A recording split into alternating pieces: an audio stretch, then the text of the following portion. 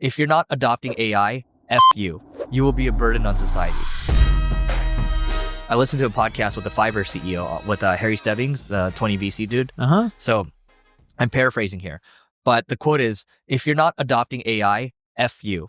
You will be a burden on society. So I think that's a little intense. Yeah, I understand his premise of it, but it's like his whole thing is, look, is it your spouse's job to make you a better person? No, you have to want to be a better person. Is it my job to help you have a fitter body or something? No, it's you have to want a fitter body or to eat well, right?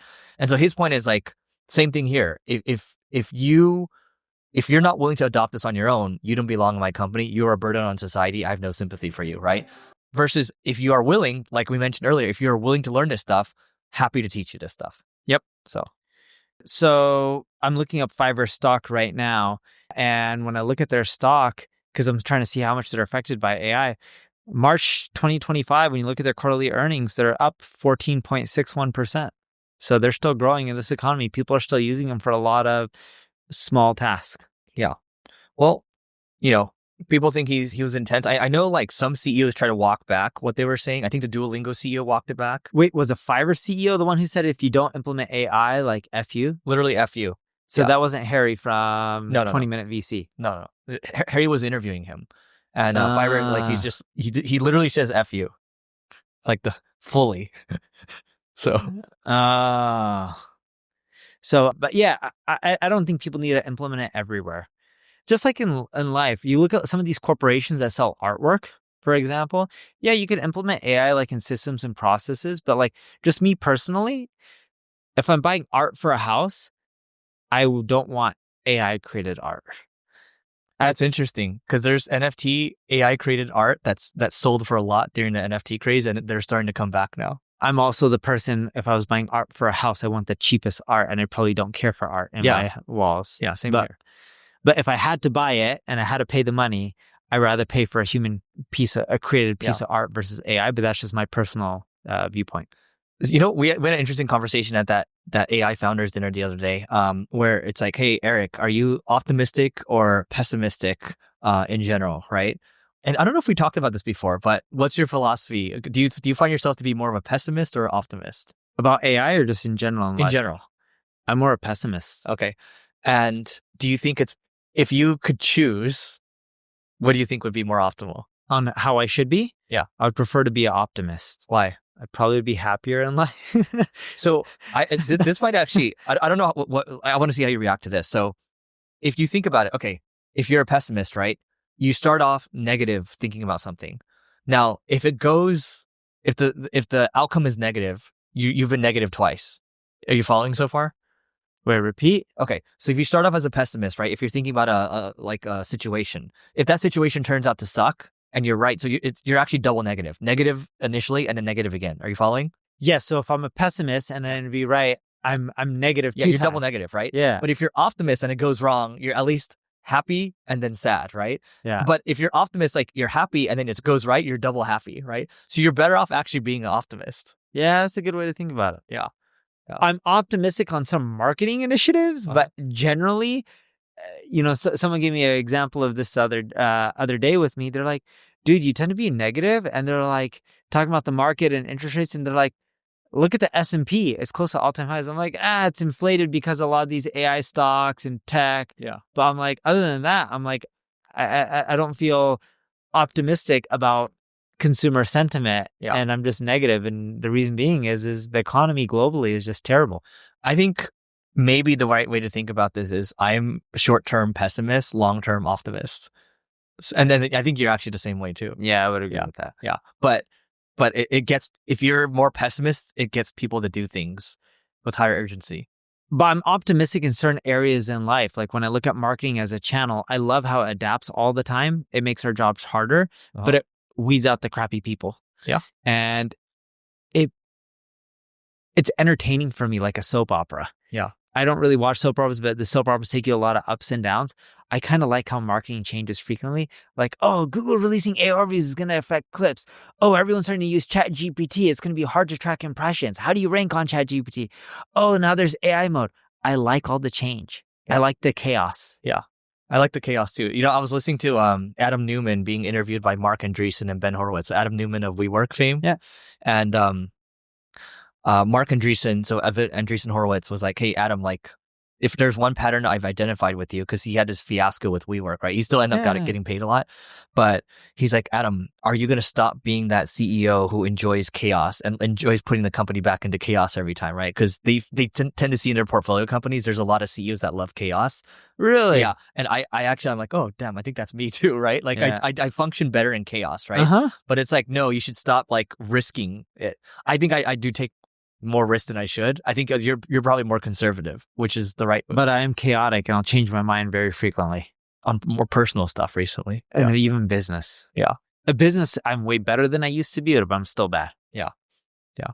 Personal, I'm terrible, but I'm getting better on personal, but it's causing business to get worse. I'm not talking about from a revenue standpoint, but my decision-making changes. Yeah. Yeah. We talked about that yesterday. Yeah.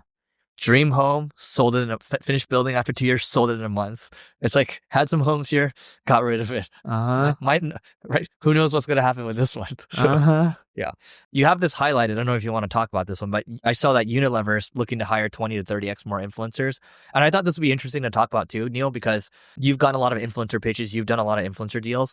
And I'm finding that I'm getting more pitches in my inbox from companies like Meta, Snapchat, and Adobe. And so I want to talk about how we think about maybe handling these, but we could start off maybe with why Unilever is hiring 20 to 30x more influencers. I think Unilever is making a smart move because they see the power of influencer marketing. They tend to have their own communities, and when they back something, elevates a brand. Publicists double down on influencer marketing. They've been buying up influencer marketing companies to scale up their offering. They think it's the future. They've been paying an arm and a leg for some of these influencer shops. You guys bought some too, right? We haven't bought any influencer marketing agencies. Started from scratch. We do influencer marketing, but we started from scratch. Yeah. But it's never been on our roadmap to buy an influencer marketing agency. Yeah. We do have B2C and B2B clients, but influencer marketing isn't the biggest request we get. We tend to buy in areas that we get more requests for. Like we bought Yodel because we had more apps for optimization requests. Yeah. And we were starting to lose some RFPs because not enough good case studies.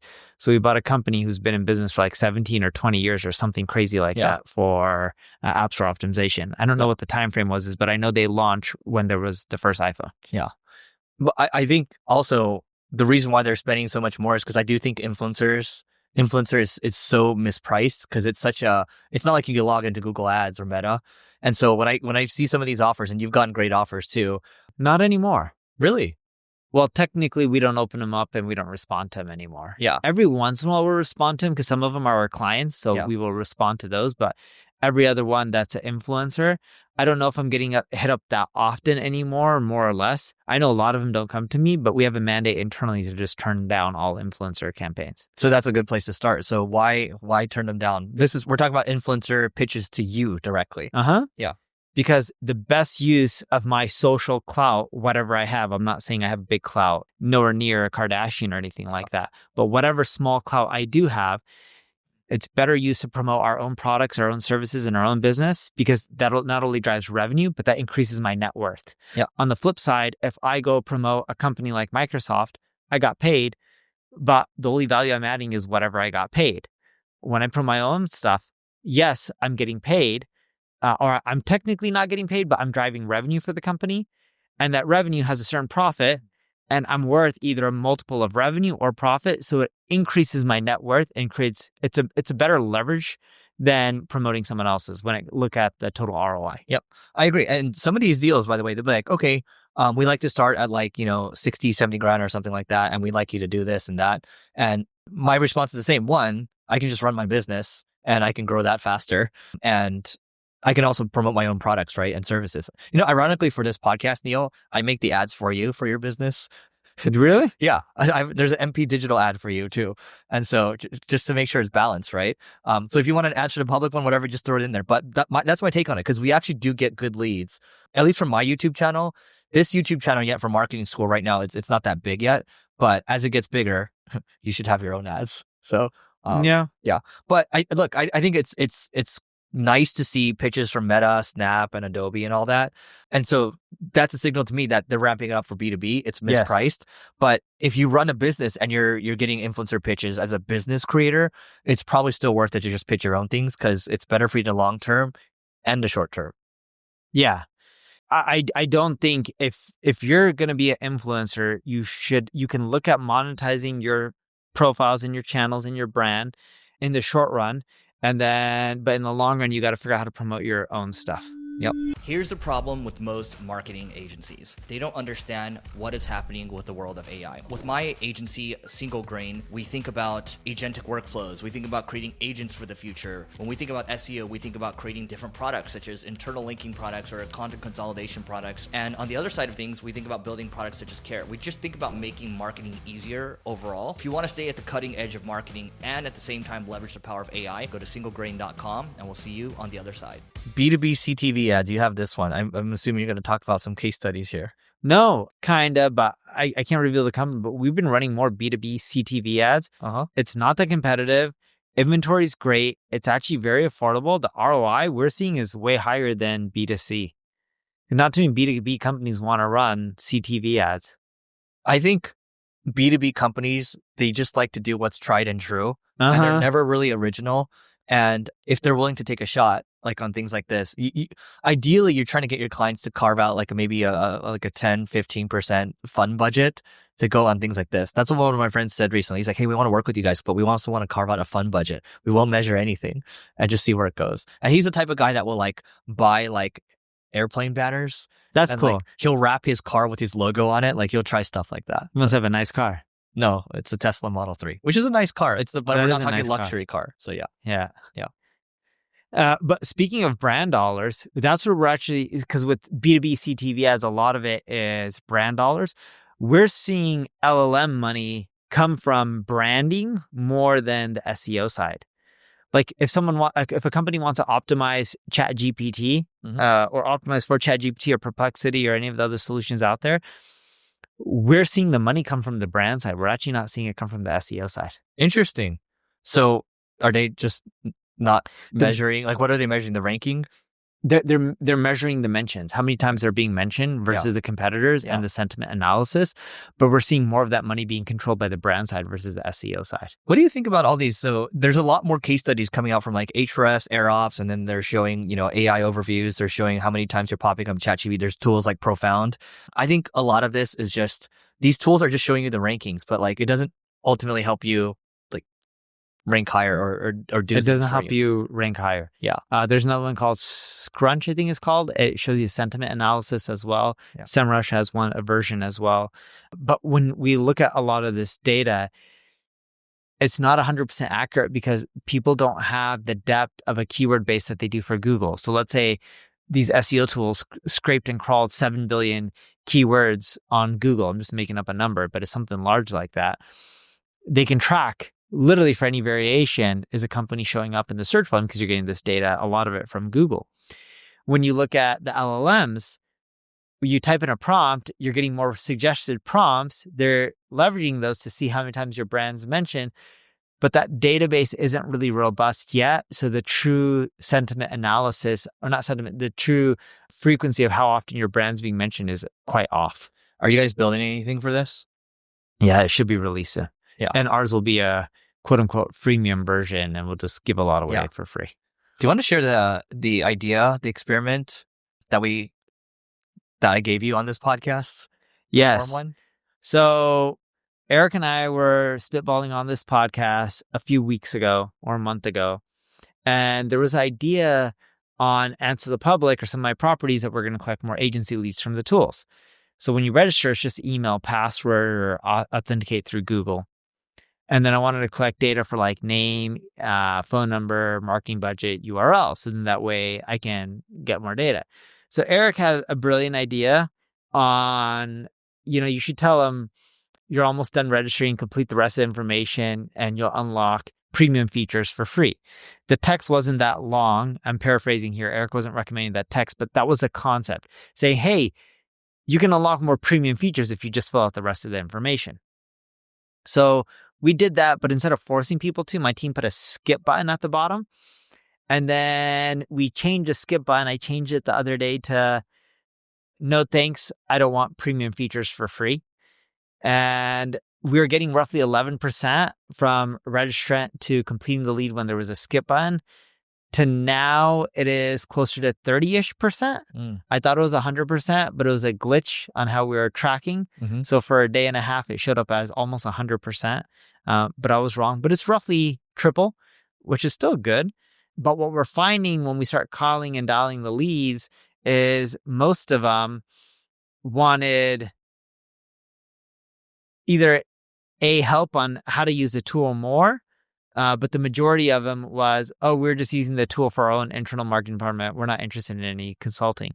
So then I'm reshifting how the team is thinking. Instead of saying, hey, let's go and create tons of decks or material, tons of call to actions and lead forms. Think about the flow. Like, is someone clicking on a keyword and will they say, like, yes, help me rank for this keyword? Okay, then for that, collect a lead. It's more relevant. Then reach out. You'll have way less leads, but the leads will be higher qualified. You're not making as many dials, but it could be much more profitable. Yeah, that's interesting. So it's interesting because you tested it very quickly after the idea, and that was just from a conversation. Minus the AI call. Remember I was telling you how we want to test the AI call of having every lead being called by AI? Hey, this is like so-and-so from Answer the Public. Yeah. We're an AI bot. We're actually using AI to grow our business. Do you want us to help you grow your business through AI as well? And this is how we're implementing technology and marketing, etc., to grow. We thought that could convert really well. That wouldn't be the script, but I'm just paraphrasing. Yeah, we would fine tune it through copywriters, or I would sit down and write copy over an hour. We haven't done it yet. We talked about us doing it. Again, there's a lot of laws with AI because the way a lot of these tools that are dialing have in their terms of service on what they can do with our data, it would breach a lot of privacy laws, and we can't just use dialers. We got to find ones that'll comply with the regulations and the rules that our customers or potential customers put us through. So we haven't been able to test that out yet. We want to.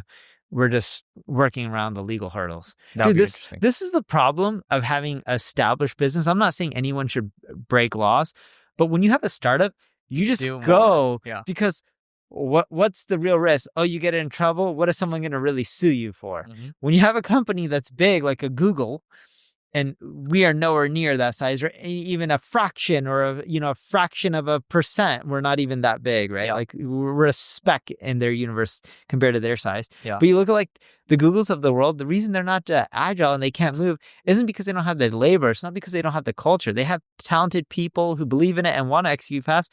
It's bureaucracy that gets in your way because of the size. You just have to deal with all these regulation issues because you constantly have a target on your back. Yeah. Bigger you get, the more bureaucracy. Speaking of bureaucracy, by the way, maybe this is not bureaucracy, but I do think it's interesting. I didn't really think about how these, this is more political, but the ICE stuff that's going on. So obviously we live in LA and downtown there's a lot of protests going on and things like that. And it doesn't affect you and I directly because it's not like my friends that have e-commerce businesses where their workers are scared to show up now. So they're scared to show up to work. And then you look at one of the like open markets in downtown where there's usually like a lot of trade happening. I think it's called Santee Row or something like that. Nobody's there, right?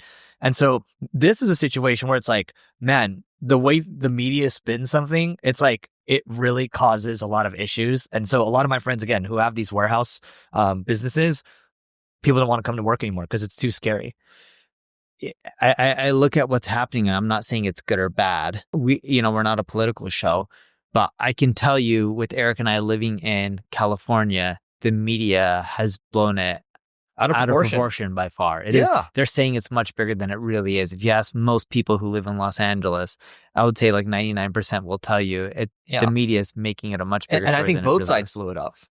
Both sides, right? And so my point of saying this is that this is when marketing goes the wrong way, and there's unintended consequences and people end up hurting for it. Yeah. Well, that's it for today, guys. Please don't forget to rate, review, subscribe, and we'll see you tomorrow.